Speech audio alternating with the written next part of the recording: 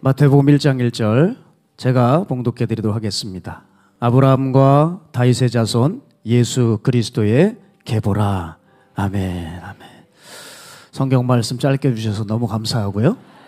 지금 집회 치르는 동안 제일 짧았던 것 같습니다. 그러나 내용은 아마 장난이 아닙니다. 강사님을 소개하겠습니다. 오늘도 저희를 영적으로 무장시켜 주실 강사님은 여러분 너무나도 잘 아시고 사랑하시는 이지웅 목사님이십니다. 현재 더 바이블 미니스트리 대표로 계시고요. 오늘도 귀한 하나님의 말씀을 전해주시려고 이 자리에 오셨는데 제 개인적으로도 손꼽아 기다렸습니다. 2년을 기다렸습니다. 오늘 그 말씀 저도 어느 누구보다도 간절히 사모하며 고대하면서 말씀드릴 예정이고, 또 앞으로 이 귀한 재단에 우리 목사님 또 오셔서 말씀 주실 그날을 고대하면서요, 오늘 예수 그리스도라는 제목으로 말씀 선포하실 때 두 귀가 울리고 심령의 진동이 일어나는 시간 될 줄 믿습니다. 우리 목사님 나오실 때 할렐루야로 환영하겠습니다. 할렐루야.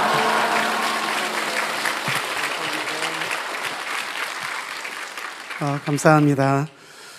신약 성경 27권 가운데 4권이 복음서로 분류가 되죠. 우리가 잘 아는 것처럼 마태, 마가, 누가, 요한, 이 4복음서가 신약 성경 가운데 있는데, 복음서는 우리가 알고 있듯이 예수님에 관한 가장 직접적인 내용이 담겨 있는 성경입니다. 근데 흥미로운 것은 뭐냐면은 복음서가 4권이라는 것이에요. 한 권이 아니라. 왜냐하면은 마태, 마가, 누가, 요한 4복음서는 예수님에 대해서 4개의 관점으로 설명하고 있기 때문에 그렇습니다. 구체적으로 말씀드린다면은 마태복음에서, 마가복음, 누가복음, 요한복음에서 그려지고 있는 예수 그리스도의 모습이 각각 달라요. 마태복음에서는 왕이신 예수 그리스도를 언급하고 있다면, 마가복음에서는 종으로 오신, 고난받는 종으로 오신 예수 그리스도를 묘사하고 있죠. 그리고 누가복음에서는 완전한 사람으로 오신 예수님을 묘사하고 있는 반면, 요한복음은 정반대로 완전한 하나님이신 예수님을 요한복음에서 묘사하고 있습니다. 그러므로 예수님이 어떤 분, 내가 사랑하고 내가 믿는 그 대상이신 예수님이 어떤 분인지 정확히 그리고 바르게 이해하기 위해서는 어떤 한 성경만을 보면은 안 되고, 사실은 이 4개의 복음서 모두를 골고루 균형 있게 이해하는 것이 굉장히 중요하죠. 그래야지만 예수님이 어떤 분이신지, 예수님에 대한 균형 잡힌 바른 이해를 가질 수가 있습니다. 그래서 사실은 이 4복음서를 다 다루면 좋겠지만 저희가 시간이 제한되어 있으니까 오늘은 좀 마태복음에 언급된 예수 그리스도를 살펴보고 싶습니다. 마태복음에서 예수님을 그릴 때에 유독 예수님과 함께 반복되는 한 구절이 있어요. 그러니까 마태복음에서, 다른 복음서에서 뭐 언급되긴 하지만 그렇게 두드러지진 않고요. 마태복음에서 예수님을 묘사하고 예수님을 언급할 때에 항상 같이 언급되는, 유독 두드러지는 한 구절이 있습니다. 그것이 마태복음의 아주 중요한 특징이 되기도 하거든요. 혹시 어떤 구절인지 아시겠어요? 마태복음에서 예수님을 언급할 때에 자주 등장하는, 반복되어 언급되며 강조하는 한 구절. 그건 바로 뭐냐면은 이루어졌느니라, 혹은 이루려 하심이라 라는 단어예요. 이루어졌느니라, 혹은 이루려 하심이라. 그러므로 마태복음에서는 예수님을 설명할 때에 예수님께서 어떤 기적, 예수님의 말씀, 예수님의 어떤 이야기, 사건들을 언급할 때에 항상 구약이 겪었던 사건들을 가지고 와서 연결시킵니다. 예를 들어 마태복음 1장에 언급된 예수님의 동정녀 탄생은 이사야서 7장과 관련이 있죠. 또 예수님께서 베들레헴에 태어나셨다는 것은 미가서 5장 2절 말씀과 연결시켜서 마태복음을 설명합니다. 예수께서 태어나셨을 때에 어린아이를 헤롯이 다 죽였어요. 그래서 큰 슬픔과 큰 애통과 큰 눈물이 있었죠. 이것은 예레미야 31장과 연결시켜서 마태복음을 설명하죠. 그뿐만 아니라 예수님께서 애굽으로 피신하세요. 그것은 호세아서 11장 말씀과 마태복음을 연결시키기도 합니다. 뿐만 아니라 예수님께서 이 땅에 오시기 전에 세례요한이 오죠. 그 이야기는 이사야서의 말씀과 말라기서의 말씀, 즉 구약의 말씀을 통해서 설명하는 것이에요. 그러므로 마태복음에서 강조하는 예수님은 어떤 분이냐면은 그 구약의 오랜 시간 동안 기다렸던, 그 구약의 창세부터 말라기까지 언급됐던 그 구약의 메시아 그리스도가 바로 이 예수님입니다 라고 소개하는 것이 마태복음의 가장 중요한 특징이에요. 그러므로 마태복음을 이해하기 위해 먼저 필요한 것은 뭐냐면은 구약에 대한 이해겠지요. 그래서 구약에 대한 이해가 깊으면 깊을수록 사실은 마태복음에 대한 깊은 이해를 가질 수가 있습니다. 그러니까 마태복음에는 여러 가지 특징들이 있는데 그 중에 아주 두드러지는 마태복음의 가장 중요한 특징 가운데 하나가 오늘 읽은 마태복음 1장 족보에 언급되어 있습니다. 이 마태복음 1장의 족보는 굉장히 특이해요. 대부분의 많은 성도님들이 족보를 싫어해요. 성경을 읽다가도 족보가 나오면은 이제 별로 안 좋아해요. 좀 대충 읽거나 건너뛰어요. 1월 달이니까 아마 창세기 읽기 시작하셨겠죠. 근데 대부분 족보가 나오면 이 족보를 건너뛰거나 그냥 앞에 읽고 끝에 읽고 그냥 건너뛰기도 하죠. 대부분 별로 좋아하지만 저는 개인적으로 성경에 언급된 족보를 정말 좋아합니다. 진짜로 좋아해요. 저는 성경을 읽다가 족보가 나오면은 막 심장이 떠요. 그래서 막 기대가 돼요. 왜냐하면 저는 성경에 언급되는 족보의 내용도 좋아하지만 제가 진짜로 좋아하는 것은 뭐냐면은 성경의 족보가 언급되는 타이밍이에요. 제가 확신해요. 만일에 여러분들 저처럼 성경의 족보가 언급되는 타이밍의 비밀을 아신다면 좋아하실 거예요. 성경을 읽다가 족보가 나오면 아유 또 족보야 건너뛸 생각이 아니라 성경을 읽다가 족보가 나오면 이건 뭐지? 이거 왜 족보가 나왔지? 이건 뭔 말하려고 하는 거지? 그 성경의 족보가 언급되는 타이밍의 비밀을 안다면 분명히 여러분도 족보를 좋아하실 거예요. 제가 확신합니다. 그러니까 제가 한번 성경에 언급된 족보 창세기부터 한번 잠깐 해볼 테니까 어떤 비밀이 발견되는지 뭐가 발견되는지 한번 여러분 생각해 보세요. 성경에서 가장 먼저 족보가 언급된 것은 창세기 4장과 5장이죠. 아담의 족보입니다. 근데 사실은 아담의 족보이지만 가인과 셋의 족보예요. 그런데 셋의 족보가 강조됩니다. 아담의 족보이지만 셋이 강조가 돼요. 창세기 4장과 5장. 두 번째 족보는 창세기 10장입니다. 노아의 족보예요. 노아의 세 아들 셈과 함과 야벳의 족보가 창세기 10장에 언급돼요. 근데 사실은 노아의 족보이지만 강조되는 것은 셈의 족보예요. 세 번째 족보는 그 다음 장인 창세기 11장입니다. 셈의 족보이지만 사실은 강조되는 것은 데라와 그의 아들 아브라함이 강조가 돼요. 좀 건너뛰어서 룻기 4장의 족보가 나오죠. 유다의 아들 베레스 이 족보가 나오는데 사실은 그 족보에서 강조되는 것은 베레스가 아니라 이새의 아들 다윗이에요. 그리고 제일 마지막 역대상에 무려 1장부터 9장까지 9장에 걸쳐서 12지파의 족보가 나옵니다. 자, 혹시 뭐 발견되겠어요? 발견되시면은 뭐 선물 드리려고 했는데. 여기서 알면은 제가 설교 못해요. 자, 그러면 제가 좀 더 자세히 설명드릴 테니까 뭐가 발견되는지. 그런 것 같아. 한번 생각해 보세요. 제가 조금 더 자세히 설명드려 볼게요. 창세기 4장과 5장에는 아담의 족보가 나와요. 근데 가인과 셋의 족보라고 말씀드렸죠? 여기서 강조되는 사람은 아담이 아니라 셋이라고 말씀드렸어요. 하나님이 에덴 동산을 창설하십니다. 그리고 에덴 동산에 아담과 하와를 두세요. 그리고 모든 것을 마음대로 할 수 있도록 줍니다. 마음대로 먹어라. 너희가 이름 짓는 것은 이름이 될 것이다. 그러나 동산 중앙에 있는 선악을 알게 하는 나무의 열매는 먹지 마라. 선악과는 먹지 마라. 그거는 안 된다. 딱 한 가지를 제안하세요. 그러나 아담과 하와가 사단의 유혹에 빠져서 선악을 알게 하는 나무, 선악과 열매를 먹어요. 하나님의 말씀에 불순종합니다. 그래서 하나님이 심판하세요. 진노를 쏟아부으세요. 그래서 아담과 하와를 에덴 동산에 쫓아내세요. 그리고 이 족보가 언급됩니다. 두 번째, 창세기 10장 노아의 족보라고 말씀드렸죠. 셈과 함과 야벳. 그러나 강조되는 것은 셈이라고 말씀을 드렸어요. 창세기 6장에 보시면은 하나님이 이 세상을 지으셨음을 한탄하십니다. 왜냐면은 사람들의 생각하는 것이 항상 악해요. 그냥 항상 생각하는 것 자체가 악해요. 그래서 하나님이 결정하세요. 내가 홍수로 내가 지면을 쓸어버릴 거야. 온 지면에는 호흡 있는 모든 것들을 다 죽여버릴 거야. 그래서 여러분 40일 동안 물을 쏟아부으세요. 그래서 그 진노와 심판과 분노를 이 땅에 쏟아부으시고 심판하세요. 그리고 이 족보가 언급됩니다. 세 번째 11장 셈의 족보라고 말씀을 드렸죠. 그러나 이 족보에서 강조되는 것은 셈이 아니에요. 데라의 아들 아브라함이에요. 이 족보는 하나님께서 홍수로 심판하세요. 그리고 무지개로 약속하십니다. 내가 두 번 다시 물로는 심판하지 않으마. 그래서 무지개 약속을 주세요. 그러나 사람들이 믿지 않습니다. 동쪽으로 계속 이동하다가 시날 평지에 이르러 바벨탑을 쌓습니다. 좀 더 자세히 설명드릴 수 없지만 그 바벨탑은 하나님을 향한 거대한 반역이고 우상숭배예요. 그 바벨탑은 관광을 목적으로 한 탑이 아니라 여신 달신을 섬기는 거대한 제단이었다고요. 그러니까 바벨탑 자체가 거대한 우상숭배이고 하나님을 향한 거역이고 거절이며 대적하는 우상숭배예요. 그래서 하나님이 심판하십니다. 언을 흩으시고 사람들을 온 땅 가운데 흩으세요. 그리고 이 족보가 언급돼요. 좀 건너뛸까요? 룻기 4장 유다의 아들 베레스의 족보가 언급된다고 말씀드렸어요. 그러나 베레스가 강조되는 것이 아니라 누가 강조되냐면은 이새의 아들 다윗이 강조가 돼요. 하나님이 이 땅에 그 이스라엘의 사사를 세우세요. 그래서 평화롭습니다. 근데 이스라엘 백성들이 죄를 범해요. 그러지 않으면 심판하세요. 주변 나라를 블레셋과 모압과 암몬 같은 주변 나라 사람들 일으켜서 이스라엘을 심판하세요.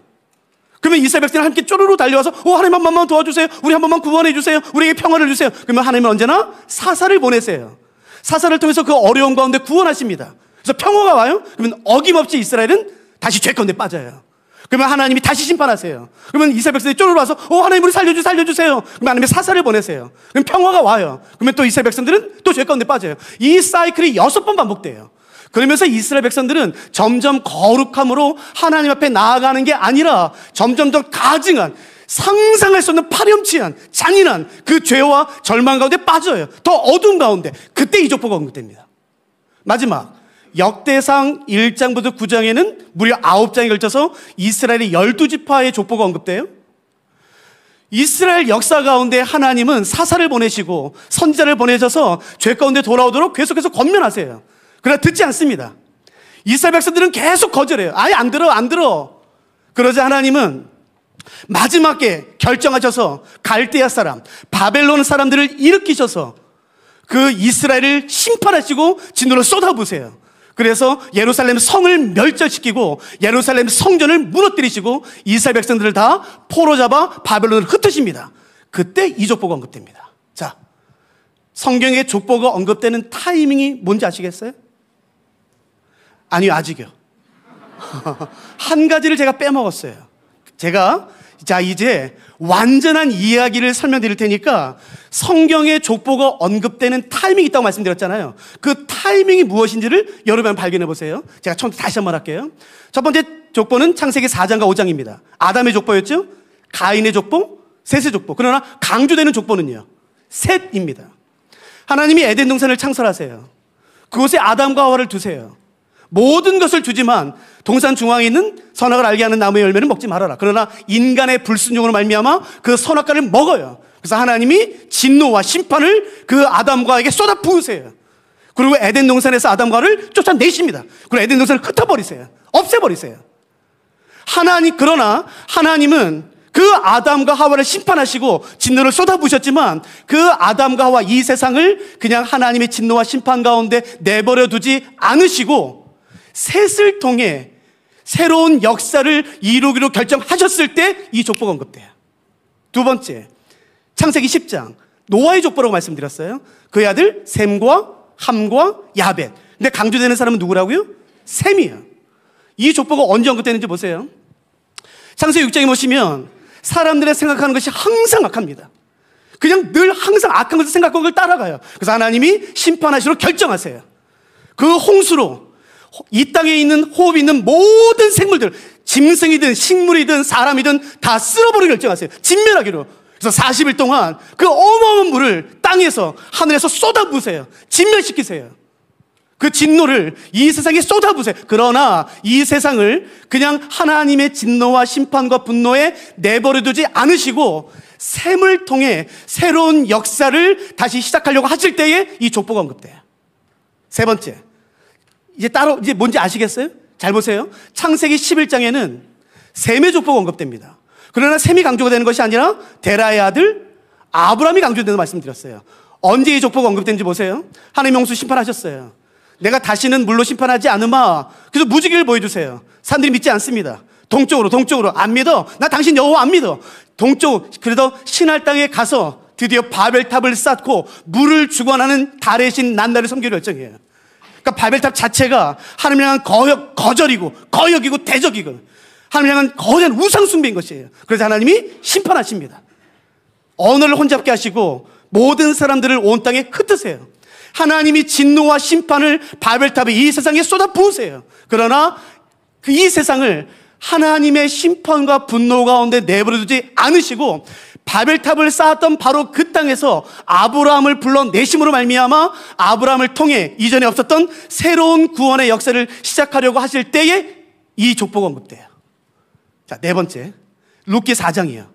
유다의 아들 베레스의 족보라고 말씀드렸어요. 그러나 베레스가 강조되는 것이 아니라 이 족보에서는 이새의 아들 다윗이 강조된다고 말씀드렸어요. 언제인지 보세요. 이스라엘 백성들이 계속 죄를 범합니다. 이스라엘의 구원을 요청해요. 하나님이 사사를 보냈어요. 한 번도 어김없이 사사를 보내세요. 사사기에 무려 사사가 12명 언급됩니다. 그래서 구원하세요. 그래서 평화 오면 또 죄 가운데 빠져요. 또 구원해달래요? 그러면 사사 보내세요. 근데 또 죄져요. 구원해달래요? 사사 보내요. 그러면서 이스라엘 백성들은 점점 거룩함으로 나아가는 게 아니라 하나님의 온전한 관계 가운데 나가는 게 아니라 율법 가운데 나가는 게 아니라 더 처참한 죄. 여러분 사사기 끝장에 보면은 이스라엘 사람이 12토막 냅니다. 그러니까 오늘날 상상할 수 없는 끔찍한 범죄들, 그 음란의 끝판왕, 상상할 수 없는 그 더럽고 추잡한 그 파렴치한 죄들이 사사기 끝부분에 나와요. 근데 하나님은 그 영적으로 가장 어두웠던 사사 시대를 그냥 진노와 분노와 심판 가운데 내버려두지 않으시고 이스라엘의 영적으로 가장 어두웠을 때에 하나님이 다윗을 준비하셔서 다윗을 통해 이제 새로운 역사를 일어나가실 때에 이 족보가 언급돼요.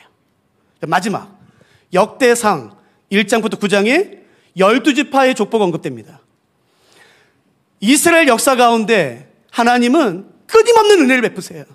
사사들을 보내시고 선자들을 보내시고 환상을 주시고 말씀을 주시고 여러 방법과 기적을 통해 하나님은 그의 백성에게 말씀하세요. 돌아와라. 니네 죄 범하지 말아라. 언약 가운데 돌아와라. 끊임없이 말씀하세요. 그러나 이스라엘은 끝까지 거절합니다. 그때 하나님이 갈대아 사람들을 바벨론 사람들을 일으키셔서 이스라엘을 진멸하십니다.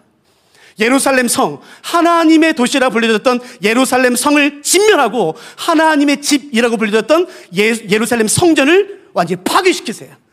그리고 그 하나님의 백성을 일컬음 받았던 이스라엘 백성들 다 바벨론으로 포로 잡혀갑니다. 그러나 그대로 끝나지 않고 하나님이 다시 이스라엘 백성들을 포로 귀환시키세요. 예루살렘으로. 그래서 예루살렘에 살게 하시고 다시 수르바벨 성전을 건축하게 하신 다음에 이 족보가 언급됩니다. 자, 그러니까 제가 다시 한번 처음에 했던 질문 들어볼게요. 성경에는 족보가 언급되는 타이밍이 있어요. 아무렇게나 언급되지 않습니다. 언제 언급되나요? 하나님이 그 죄에 대해 심판하시고 철저히 심판하시고 그 진노와 분노를 완전히 쏟아부심으로 말미암아 그 진노와 그 죄를 끝내시고 그러나 그냥 그 죄를 이 세상을 그 사람을 하나님의 백성을 죄 가운데 심판 가운데 저주와 분노 가운데 내버려두지 않으시고 이전에 한 번도 없었던 새로운 구원을 시작하려고 하실 때에 어김없이 성경에는 족보가 언급됩니다. 이해되셨어요? 자, 그러면 이 이해를 가지고 마태복음 1장으로 오는 것이에요. 자, 들어보세요. 구약이 끝났습니다. 구약에 언급된 그 처참한 더러운 죄들, 그 파렴치한 죄, 여러분 입에 담기도 더러운 죄들이 구약에 언급돼요. 상상을 초월한 이게 어떻게 사람이 이런 죄를 범할 수 있어? 그 구약이 끝납니다. 그리고 신약이 시작돼요. 그 신약의 첫 번째 책이 마태복음이에요. 그 마태복음의 1장이 족보로부터 시작됩니다. 그러니까 하나님이 이 족보를 통해서 말씀하기를 원하시는 게 뭐겠습니까? 이제 끝났다. 그 죄에 대한 하나님의 심판과 진노와 분노는 끝났다. 이제 새로운 역사를 시작하시겠다는 것이에요. 그 1장에 언급된 예수 그리스도의 오심, 예수 그리스도를 통해 모든 사람들이 바라지만 결코 스스로 이룰 수 없었던 바로 그것을 이제 예수 그리스도의 오심을 통해 그 족보를 통해 우리가 알 수 있는 것이에요. 예수 그리스도를 통해 모든 사람들이 바라지만 이룰 수 없었던 바로 그 새로운 구원의 역사를 내가 이제는 이루겠다라고 말씀하시는 게 마태복음 1장 족보인 것이에요. 저는 2024년 1월 달에 이 집회가 있다는 걸 요청받았어요. 그리고 두 번 생각하지 않고 이 본문 정했어요. 그래, 하나님이 이 말씀하기를 원하시겠다. 이제 내 과거에 2023년, 2022년, 2020년, 2010년, 1900년 그 모든 죄가 하나님의 심판과 진노와 저주 가운데 끝났고 이제 예수 그리스도의 오심으로 말미암아 이제 우리 가운데 바라지만 이룰 수 없었던 그 새로운 역사, 그 새로운 구원의 역사가 이제 2024년 1월 이곳에서 새롭게 시작되기를 소원하는 것입니다. 이 족보가 단지 성경에만 있기를 원하는 것이 아닌 것이에요. 우리 삶에 임하기를 원하는 것입니다. 하나님, 내 삶에 예수 그리스도에 임하여 주시옵소서. 그래서 내 안에 내가 반절히 원했지만 이룰 수 없었던 내가 아무리 결단하고 또 넘어졌던 그 죄 가운데, 그 음란한 가운데, 욕심 가운데 이뤄졌던 그 모든 저주가 끝나게 하시고, 하나님 예수 그리스도의 오심으로 말미암아 이제 내 삶에서 그렇게 원했던 그 새로운 구원의 역사, 그 새로운 역사가 드디어 오늘 이 밤에 예수를 통해서 이루어지게 해주셔서, 그것이 족보에서 말하는 것이에요. 네, 여러분 기억하세요. 사람들은 생각해요. 내 지금 문제의 원인은 내가 돈이 없어서야. 내가 돈만 있었어도 저 셈이 나를 무시하진 않을 텐데, 내가 돈만 있었어도 이것을 할 수 있었을 텐데. 사람들은 지금 내 문제의 원인을 돈이라 생각해요. 아, 내가 공부를 못해서 그래. 학벌이 딸려서 그래. 아, 내가 외모가 이래서 그래. 내가 흑수로 태어나서 그래. 여러분 청년들 잘 들으세요. 내가 흑수로 태어나서 그래. 저 사람은 금수저야. 저 사람이 가진 것을 내가 못 가졌기 때문에 내가 이 문제 가운데 있어. 아니, 절대로 속지 마세요. 성경은 이 세상에 사는 사람들의 모든 문제의 근본적인 원인이 무엇인지 정확히 밝힙니다. 그건 바로 죄인 것이에요. 돈이 아닌 것이에요. 학벌이 아닌 것이에요. 외모가 아닌 것이에요. 능력이 아닌 것이에요. 흑수로 태어났기 때문에, 내가 못 가졌기 때문에, 기회가 없었기 때문에가 아닌 것이에요. 이 세상에 사는 모든 사람들의 근본적인 문제는 죄입니다. 그 죄로 말미암아 모든 사람들은 자신의 창조자와 관계가 단절된 것이에요. 그래서 그때부터 이유를 알 수 없는 공허함, 이유를 알 수 없는 두려움. 내가 왜 이렇게 두렵지? 내가 왜 이렇게 허전하지? 나 열심히 사는데, 내가 열심히 사는데 왜 이렇게 두렵지? 왜 이렇게 허전하지? 왜 이렇게 공허하지? 왜 이렇게 허하냐? 이유를 알 수 없는 걱정 가운데 시달리는 것이에요. 여러분, 그건 돈이 없어서가 아닙니다. 공부를 못했기 때문이 아닌 것이에요. 저 사람이 가진 것을 나는 못 가졌기 때문이 아닌 것이에요. 이 세상에 존재하는 모든 사람들이 가지는 그 공허함, 목마름, 염려, 이유를 알 수 없는 두려움의 근본적인 원인은 바로 죄이고, 그 죄로 말미암아 우리의 창조자이신 하나님과 단절되었기 때문에 그런 문제에 시달리게 되었다고 성경이 말하는 것이에요. 성경 있으면 한번 찾아보시겠습니까? 예레미야 2장.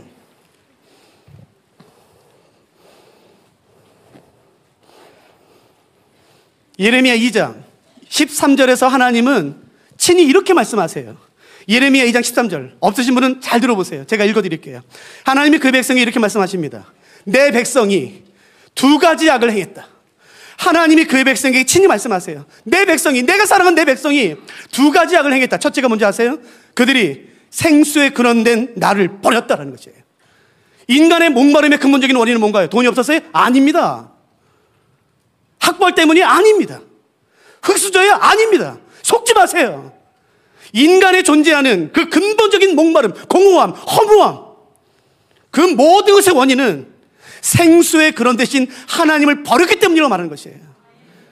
여기서 말하는 생수는 살아있는 물을 의미하죠. 10년, 20년, 100년, 1000년이 지나도 끝없이 솟아나는 그 샘물이요. 산에 가면 있는 물. 그거를 의미하는 것이에요. 인간의 그 목마름. 내가 왜 이렇게 허전할까? 내가 왜 이렇게 공허할까? 이렇게 허무할까? 인생이 왜 이렇게 허무할까? 갑자기 한순간에 찾아오는 그 허무함. 걱정. 내가 왜 갑자기 뭐 두렵지? 그게 염려가 되지? 그 모든 것의 원인은 생수의 근원 대신 하나님을 버렸기 때문이라고 말하는 것이에요. 그 목마름의 원인은. 그런데 비극은 그 다음입니다. 진짜 비극은. 13절 다시 한번 읽어드릴게요. 내 백성이 두 가지 악을 행하였나니, 첫 번째, 곧 그들이 생수의 근원된 나를 버린 것과 두 번째가 비극입니다. 스스로 웅덩이를 판 것인데 그것은 그 물을 가두지 못할 터진 웅덩이다. 여러분, 인간의 비극은 이때부터 시작돼요. 인간의 목마름과 공허함과 허무함과 두려움과 염려는 생수의 근원 대신 창조자를 버렸기 때문인데 그걸 인정하지 않습니다. 아니야. 이거 문제 내가 해결할 수 있어. 이 목마름, 이 두려움, 내가 돈만 가지면 돼. 내 자녀가 의대만 가면 되는 거야. 내 자녀가 검사만 되면 되는 거야. 절대 아닙니다, 여러분. 아니야, 내가 해결할 수 있어. 내가 해결할 수 있어. 저 여러분 손으로요, 땅을 팝니다. 땅을 팠더니 그 벽면에 습기가 생겨. 겉봐. 습기 생기잖아. 아니요. 안개가 거치고 태양이 떠오르는 순간 그 습기는 순식간에 날아가요. 더 깊은 공허함. 내가 뭘 잘못했나? 아니야, 내가 더 파야 돼. 내가 더 노력해야 돼. 아니요. 더 노력하면 노력할수록 더 깊은 공허함과 허무함과 두려움과 염려에 빠지게 됩니다. 인간의 비극은 여기서 시작돼요. 아니요, 내가 해결할 수 있어. 아니요. 들어보세요. 인간은 인간 스스로의 문제를 절대 해결할 수 없습니다. 해결한 유일한 방법은요, 우리 주 예수 그리스도께서 임하시는 것이에요. 어떤 조건에도 상관없는 그 예수 그리스도께서 우리의 삶에 임하시는 순간 그 족보를 통해서 말씀하시는 것처럼 이전에 없었던 그 모든 저주와 하나님의 분노와 하나님의 진노가 끝나고 예수 그리스도의 임하심으로 말미암아 그렇게 꿈꿨던, 그렇게 바랬던 여러분 그 새로운 구원의 역사가 내 개인의 삶에서, 내 가정의 삶에서, 내 공동체와 내 교회에서 드디어 시작되는 것이에요. 누가 오늘 이걸 기도하시겠습니까? 여러분 다른 걸 기도하지 마세요. 하나님 오늘 내게 임하게 주시옵소서. 족보 임했던 것처럼 하나님 예수 그리스도예요. 삼일째 하나님이시여 내 삶에 임하여 주시옵소서. 내 삶을 다스려 주시옵소서. 그래서 이전에 나를 짓눌렀던, 나를 괴롭혔던 나의 수치와 나의 모욕, 그 조롱과 비아냥과 그 진노와 심판을 다 걷어가시고 예수 그리스도의 오심으로 말미암아 여러분 새로운 역사가 시작되도록 우리가 그걸 간구하고 싶은 것이에요. 1월달 첫 달에 하나님 내게 임하여서 성령으로 나를 사로잡아 주시고 성령을 압도하여 주심으로 말미암아 나를 다스려 주셔서 하나님 그렇게 꿈꿨던, 내가 아무리 결단해도 이루지 못했던 그것을 이루어 주시옵소서. 여러분 그것이 오늘 우리가 기도하고 싶은 것이에요. 족보를 좀 더 살펴볼까요? 여러분 마태복음 1장 1절의 족보는 우리가 좀 읽었듯이 이렇게 시작됩니다. 아브라함과 다윗의 자손 예수 그리스도의 계보라. 예수 그리스도께서 오신 그 족보의 길이 아브라함부터 시작돼요. 아브라함. 물론 누가복음의 족보는 아담까지 올라가요. 창세기 3장 15절에 의하면 메시아의 오심은 창세부터 시작됩니다. 그러나 마태복음을 근거로 지금 설명드릴 테니까 오해하지 마세요. 마태복음을 근거로 제가 설명드릴 테니까. 여러분 예수 그리스도의 오심은 아브라함 때부터 이미 준비되었고 계획되었고 시작되었다고 말하는 것이에요. 여러분 아브라함이 누군지 아세요? 언제적 사람인지 아세요? 예수님의 탄생을 기준으로 대략 2000년 전의 사람이에요. 이게 뭘 말하나요? 예수 그리스도의 오심은 하나님의 즉흥적인 결정이 아니었던 것이에요. 충동적인 결정이 아닌 것이에요. 여러분 우리가 즉흥적으로 결정해서 얼마나 많이 후회합니까? 얼마나 많이 낭패를 봅니까? 충동적인 구배 때문에 얼마나 많이 후회하고 실수합니까? 여러분 기억하세요.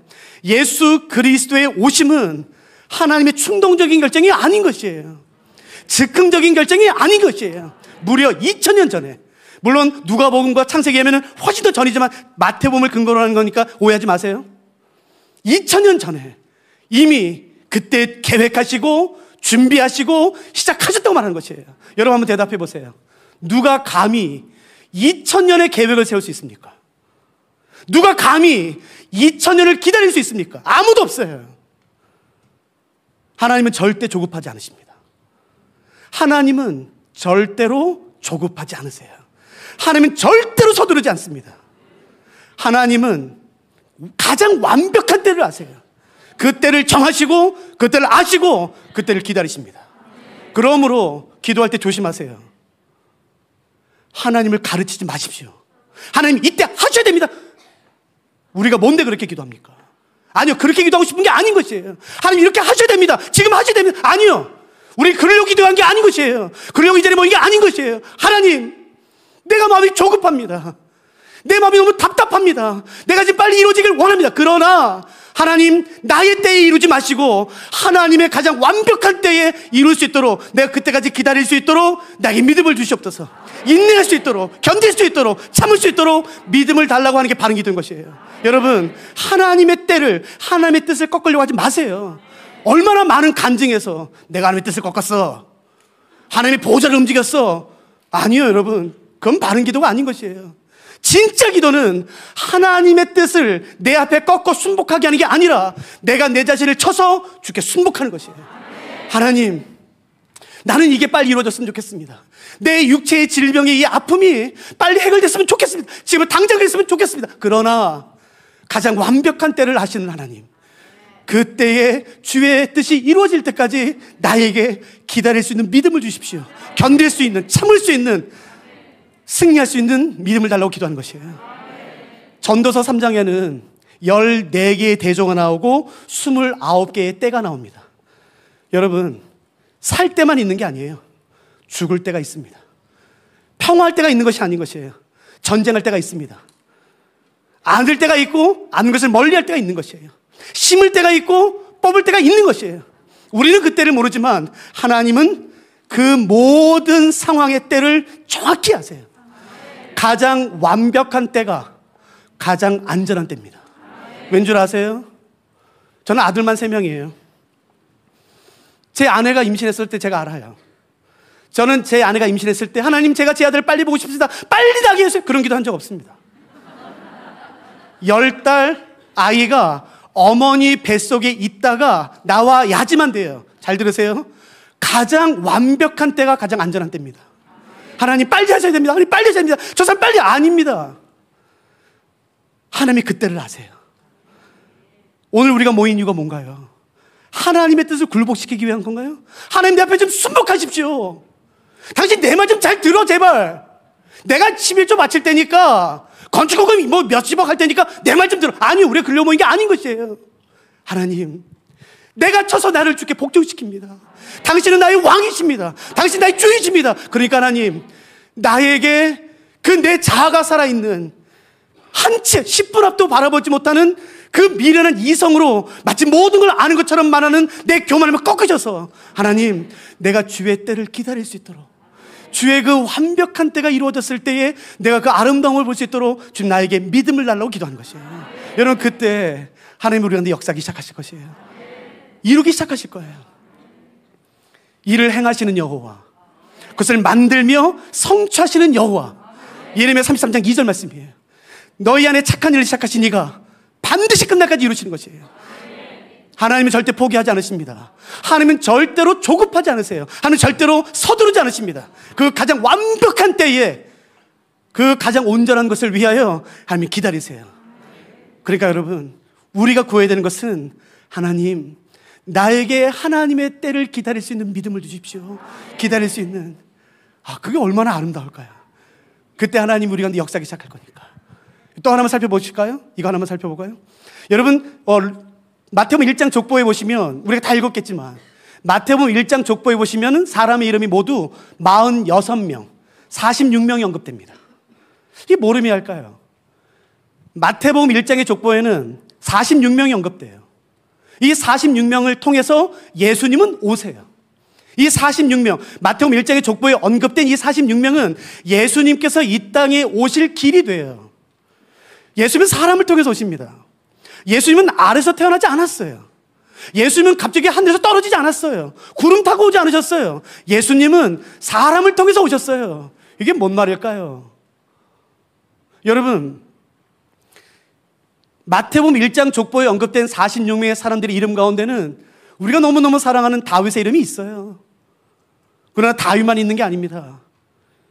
이 사람 이름만 보면은 이가 갈리는 아하스 같은 사람이 있어요. 그 죄, 아주 추잡한 죄, 아주 사악하고 파렴치한 그 죄덩어리 창조도 있습니다, 여러분. 너무너무 흥미로운 사실은 그 전능하신 하나님이 그 연약한 인간을 통해서 이 땅에 오신 거예요. 거룩하신 하나님이 그 파렴치한 죄인을 통해서 이 땅에 오셨어요. 그 높고 높은 왕이신 지존하신 광대신 하나님이 저 낮고 낮은 천한 인간을 통해서 이 땅에 오셨어요. 그러므로 기억하세요.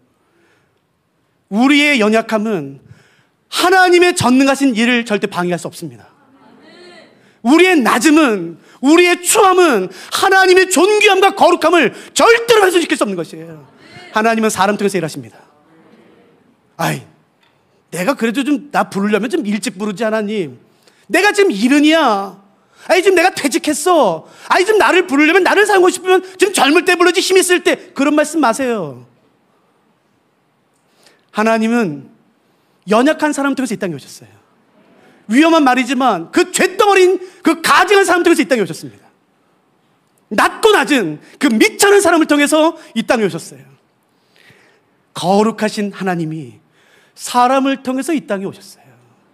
놀랍지 않습니까? 하나님은 사람을 통해서 그 일을 이루십니다. 여러분 족보에 보시면 그 족보가 끊어질 여러 위기들이 있었어요. 제가 하나님이라면 이 세상을 구원할 메시아 그 예수 그리스도가 오는 길을 그 어벤져스 그게 뭐예요? 그 뚫리는 방패가 뭐지? 어떤 그런 거 있잖아요. 금 합금 같은 거. 그걸로 절대로 깨지지 않는 그 금속으로 만들어서 예수님이 오신 길이 절대 방해받지 않게 하겠어요. 아니요. 여러분 마태복음 1장에 보시면 예수님은 이 46명의 사람들의 인생을 통해서 오시는데 그의 인생을 보면은 예수님께서 오실 그 길이 끊어질 수많은 위기에 직면하게 됩니다. 시작부터.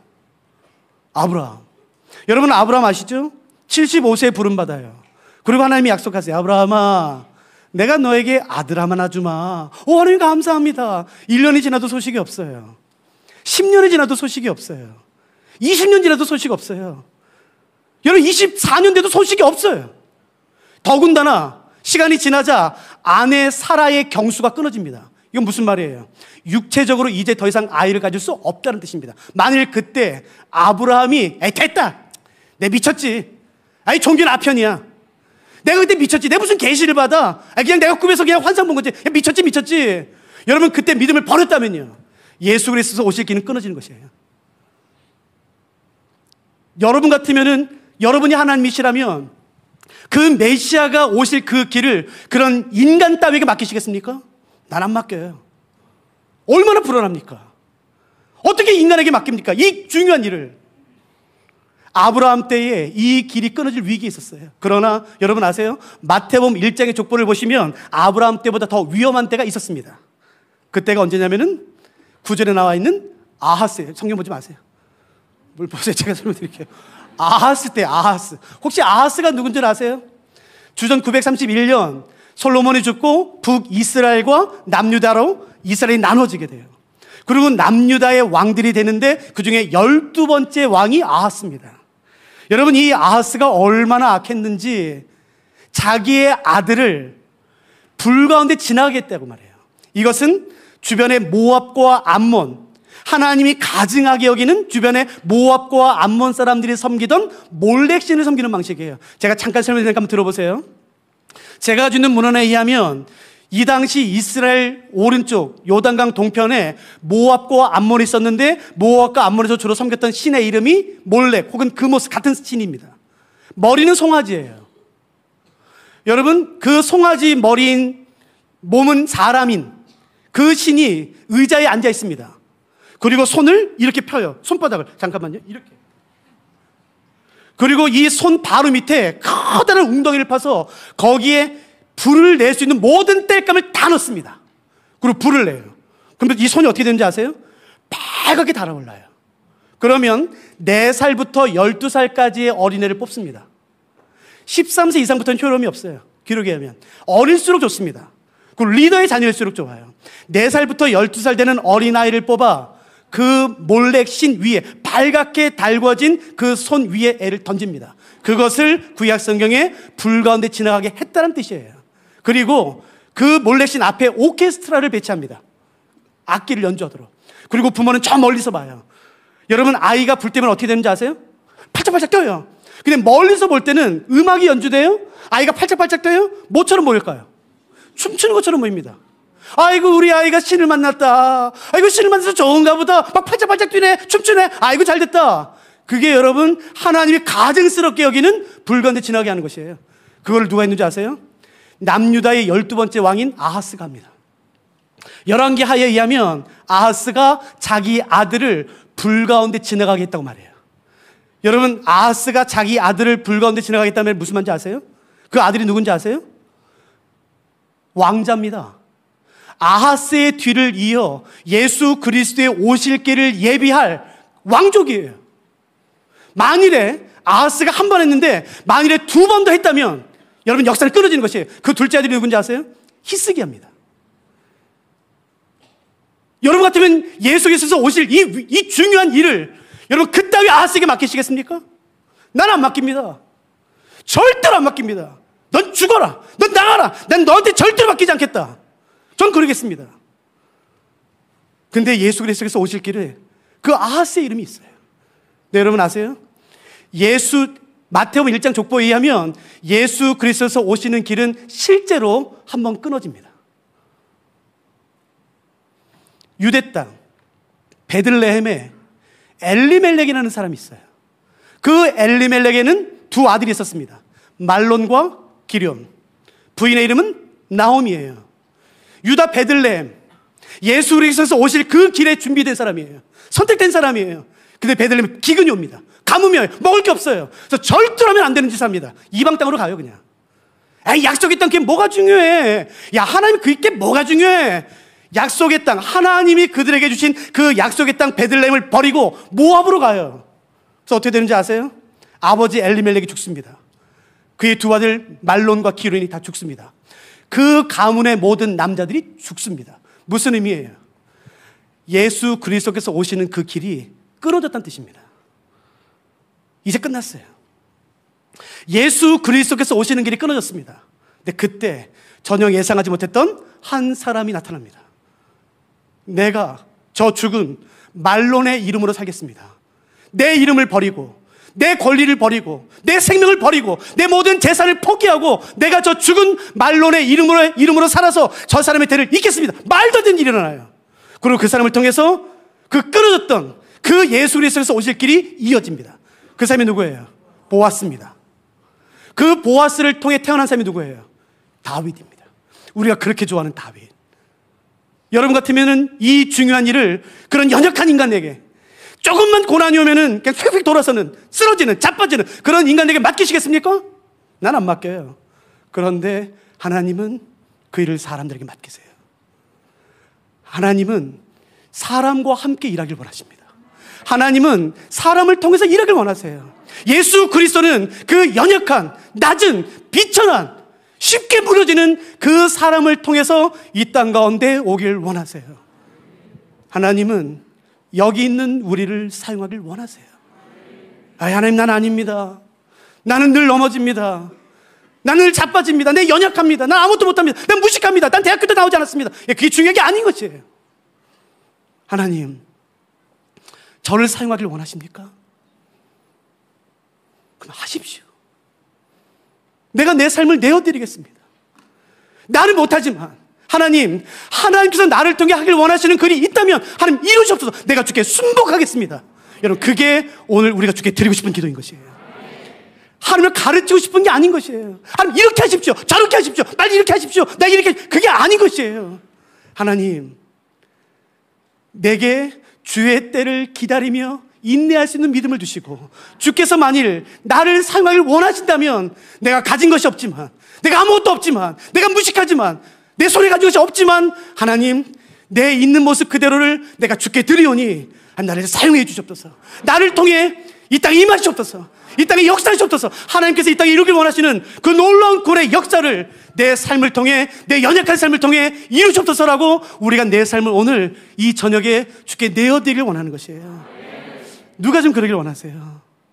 여러분, 눈을 들어 하나님을 보세요. 내가 아닌 것이에요. 내 문제가 아닌 것이에요. 내가 눈을 들어 하나님을 바라보기 시작할 때에 그 광대신 하나님이 내 눈에 보일 때에 나를 짓눌렀던, 내 목을 졸랐던 그 문제가 아무것도 아니라는 것을 그때 깨닫는 것이에요. 그 문제가 하나님한테 더 크게 보이죠. 그건 아니에요. 내가 눈을 들어 하나님을 바라보기 시작할 때에 하나님이 한 발로는 땅을, 한 발로는 바다를 밟고 계시며 그 온 땅을 다스리시며 하늘을 보좌 삼아 앉아 계신 그 왕되신 하나님, 그 높고 위대신 하나님, 광대하신 그 지존하신 그 하나님이 내 눈에 보이기 시작할 때에 나는 비로소 그 영적 침체 가운데 나오기 시작하는 것이에요. 주여 주여 한다고 되지 않습니다. 땅 보고 주여 주여 하지 마세요. 눈을 들어 내 믿음을, 내 소망을 하나님에게 두는 것이에요. 하나님, 내 삶에 오늘 임하시옵소서. 사람을 통해 일하시는 하나님, 나를 신뢰해 주셔서 감사합니다. 하나님, 나를 신뢰해 주셔서 감사합니다. 나를 통해서 주의 일을 이루시옵소서. 하나님, 내 삶에 이루길 원하신 그 놀라운 뜻이 있으시다면 하나님, 그 뜻을 이루시옵소서. 그리고 그때까지 내가 온전히 기다릴 수 있도록 하나님 도와달라고 우리가 그렇게 기도하는 것이에요.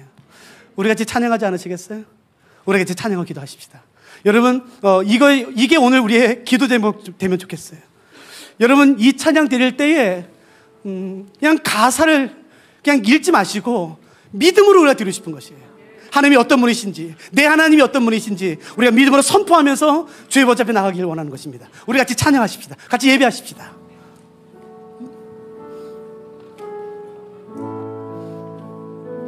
주 여호와는 주 광대하시도다. 그 거룩한 하나님 성에서 찬양할지어다.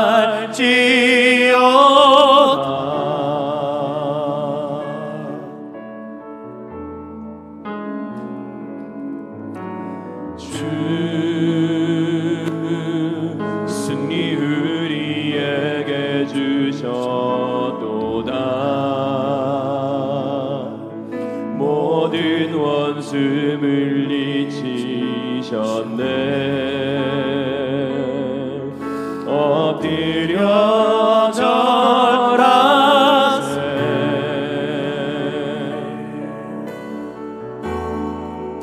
아멘.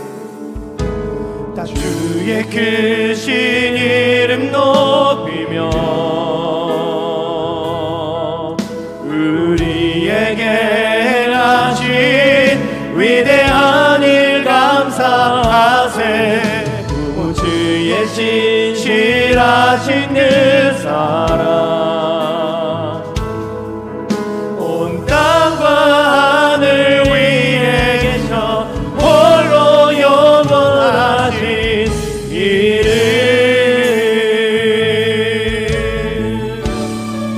주 여호와는 광대하시도다. 주 여호와는 광대하시도다. 그 거룩한 하나님 성에서 찬양할지어다.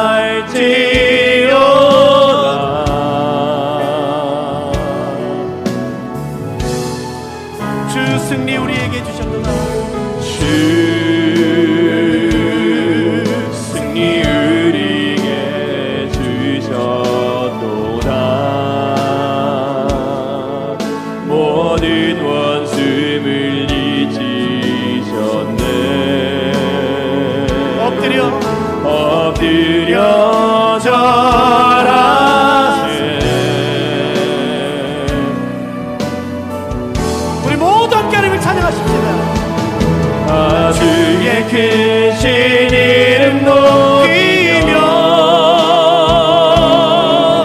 우리에게 행하신 위대한 일 감사하세. 오 주의 신실하신 그 사랑 온 땅과 하늘 위에 계셔 홀로 영원하신 다 주의 크신 이름 높이며 다 주의 크신 이름 높이며 우리에게 행하신 위대한 일 감사하세. 오 주의 신실하신 그 사랑 온 땅과 하늘 위에 계셔 홀로 우리 다시 한번 믿음을 선포하십시다. 영원하신 이름. 다 주의 크신 이름 높이며 주의 크신 이름 높이며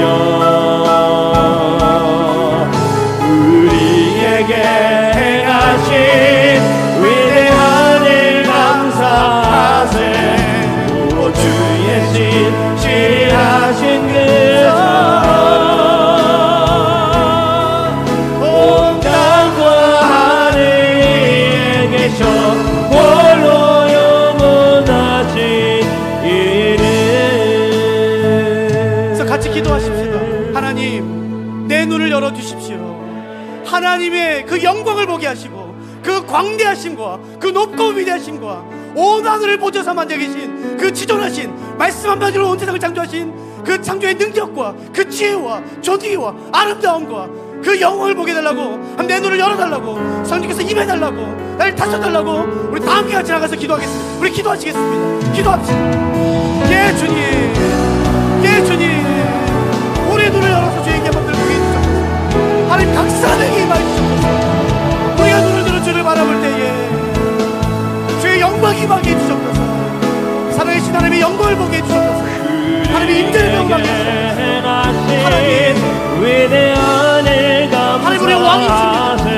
우리의 전부이십니다. 내 선한 목자이십니다. 내 소망이십니다. 내 생명이십니다. 주의 사랑하는 주의 이름을 부르는 모든 사람들에게 희망이 이름을 열어주시고 이름을 저를 바라보게 하시고 하나님의 선하심과 그 인자하심과 하나님의 이름을 보게 해주시옵소서. 하나님 감사합니다. 예 주님 임하여 주시옵소서. 예수 그리스도 우리에게 임하여 주시옵소서. 내가 주께 순종합니다. 내가 주께 순종합니다. 내가 주께 순종합니다. 나의 왕이신 하나님 내가 주께 순종합니다. 주의 왕을 임하여 나의 때가 아니라 주의 때를 이루시고 나의 뜻이 아니라 주의 뜻을 이루시고 나의 나라가 아니라 주의 나라를 이루시고 이름 높이며 우리에게 행하신 위대한 일 감사하세. 모두의 신실하신 그 사랑 온 땅 하늘 위에 계셔 홀로 영원하신 이름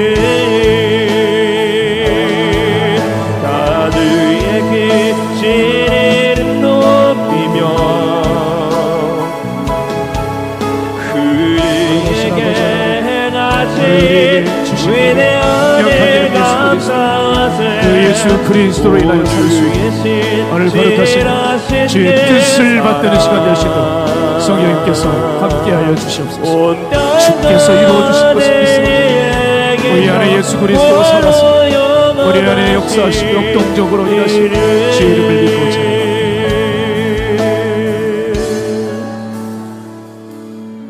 사랑하는 주님, 예수 그리스도로 우리의 죄된 빛바랜 냄새나는 과거를 다 제거하여 주십시오.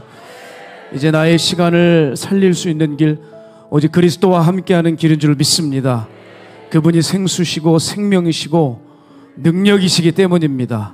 그러니 하나님 우리의 삶을 드립니다. 주여 우리가 하나님의 때를 기다릴 수 있는 힘을 주시고 하나님의 뜻에 순복하게 하여 주시고 하나님의 길을 알아차릴 수 있는 해안을 열어주셔서 오직 내 삶을 그렇게 온전히 주 앞에 드리기 원합니다. 주님 내 눈을 따라 살지 않게 하셔서 터진 웅덩이 생수의 근원을 놓치는 어리석음 범치 않게 하시고 말씀 따라 눈을 들어 하나님 은혜 가운데 살아갈 수 있도록 그 가운데서 많은 열매 맺을 수 있도록 주여 함께하여 주시옵소서. 오직 예수 그리스도의 능력이 있음을 믿고 의지하며 살아계신 예수님의 이름으로 감사하며 기도드립니다. 아멘 아멘 할렐루야. 네, 오늘 목사님 말씀 참 감사합니다. 오늘 받은 말씀 기억하시면서 준비하신 예물 하나님 앞에 봉헌하는 시간 갖겠습니다. 우리 찬양하겠습니다. 어둠 속 헤매이던 어둠 속 헤매이던 내 영혼 갈 길 몰라 방황할 때에 주의 십자가 영광의 그 빛이 나를 향해 비추어 주셨네. 주홍빛보다 더 붉은 내 죄 그리스도의 피로 씻기어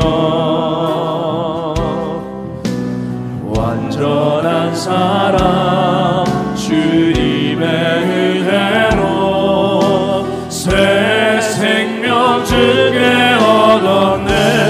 은혜 아니면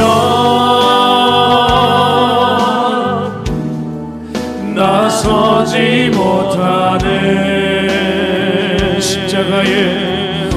십자가의 그 사랑 능력 아니면 나서지 못하네.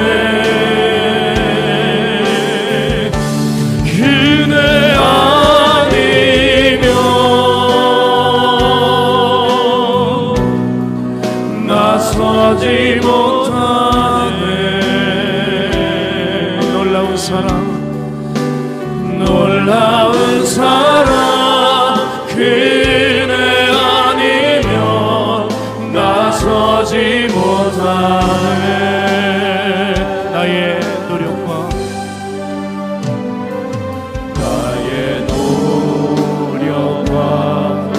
가치가 아닌 오직 주님의 그 뜻 안에서 의로운 자라 내게 말씀하셨네. 완전하신 그대로 그대 아니면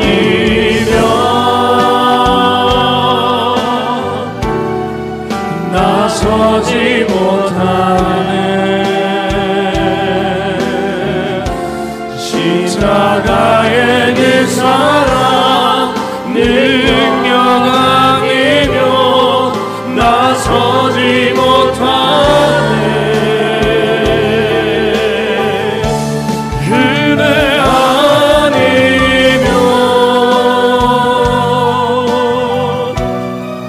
나서지 못하네.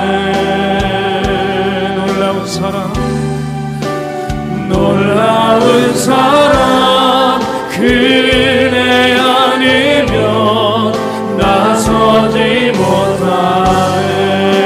신실하신 하나님, 신실하신 주, 신실하신 주, 나의 주 하나님은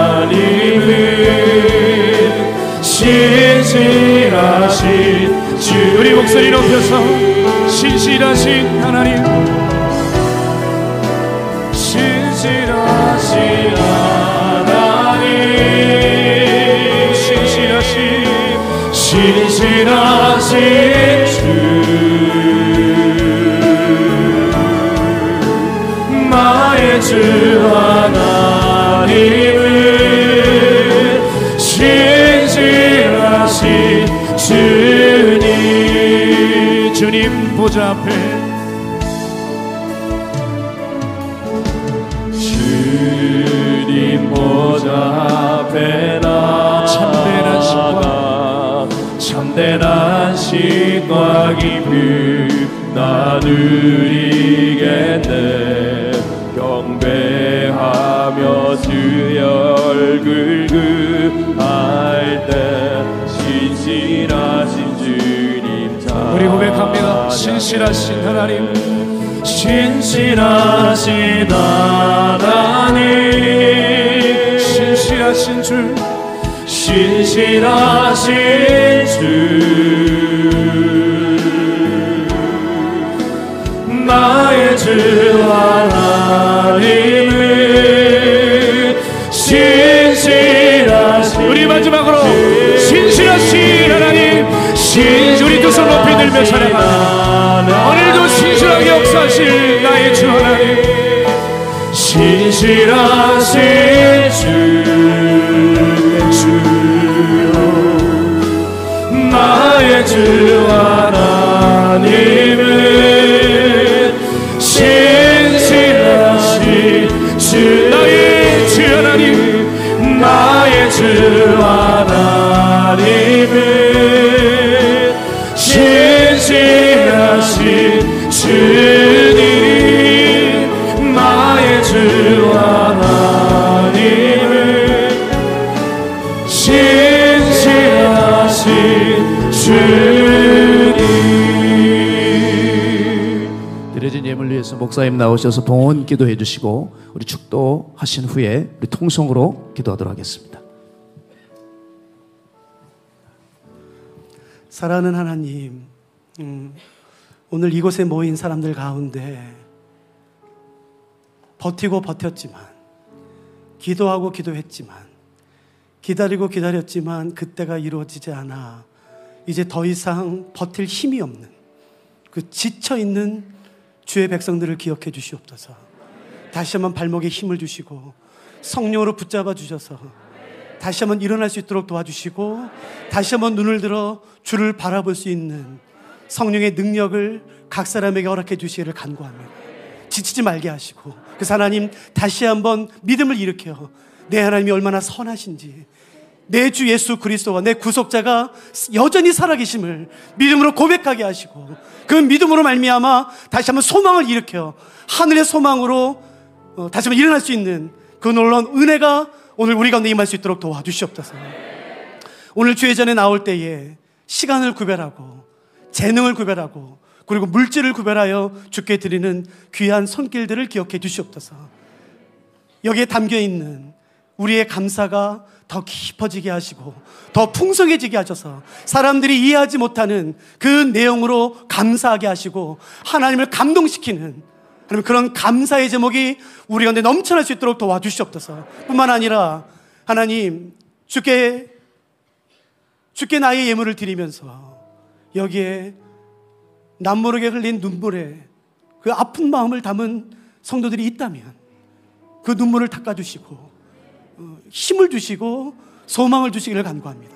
하나님의 가장 완벽한 때에 그 눈물이 닦아지게 하시고 회복되게 하시고 일어나게 하셔서 내 하나님이 나를 이렇게 하셨다라고 많은 사람들 앞에서 증거하며 자랑하며 간증할 수 있도록 축복해 주시며 절대 포기하지 않고 믿음의 선한 싸움을 싸우며 계속해서 이 믿음의 여정을 걸어갈 수 있도록 모든 사람들을 축복해 주시옵소서. 이제는 우리 주 예수 그리스도의 은혜와 하나님의 측량할 수 없는 그 아름답고 존귀하신 사랑하심과 성령의 감화감동 교통 역사하심이 내 눈을 들어 주를 바라보며 주님만이 나의 생명이시고 나의 소망이시며 나의 길이시며 나의 전부라고 고백하는 모든 성도들 위해 이제부터 영원토록 함께 계시기를 간절히 축원하옵나이다. 아멘. 이 시간 받으신 말씀 기억하시면서 주님 부르고 동성으로 기도합니다. 주여